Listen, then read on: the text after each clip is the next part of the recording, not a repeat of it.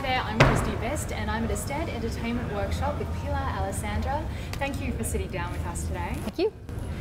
Firstly, we just wanted to ask you, what motivated you to do this workshop in Australia? I have always wanted to come to Australia. I have a lot of Australian clients, people who listen to my podcast, who reach out regularly through email, and I thought it's time to come on out and do a workshop.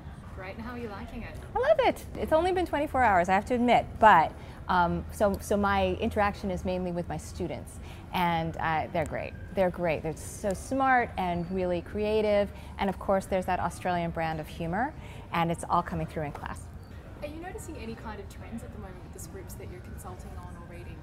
And any trends? That's an interesting question. I have to say, people always surprise me in every single script. There's always these new ideas. I don't think that people are chasing trends, and I don't think that they should. So really what's coming through is just whatever unique idea that they have. We were talking a little earlier on about structure. So for a first-time writer, what would be your first tip in sitting down and looking at final draft for the first time? Is not to chase conventions about structure. If anybody tells you you have to have certain things on certain pages, that's not true. At the same time, there is sort of this organic storytelling process that we have. We naturally hit certain events or certain moments at certain places.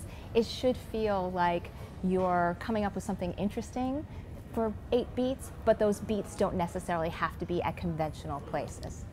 For a lot of people, they say that they get halfway through their script, hit the midpoint, and sometimes lose a little bit of interest or just find themselves stuck. Yeah. Do you have any ideas on how people can work through that moment?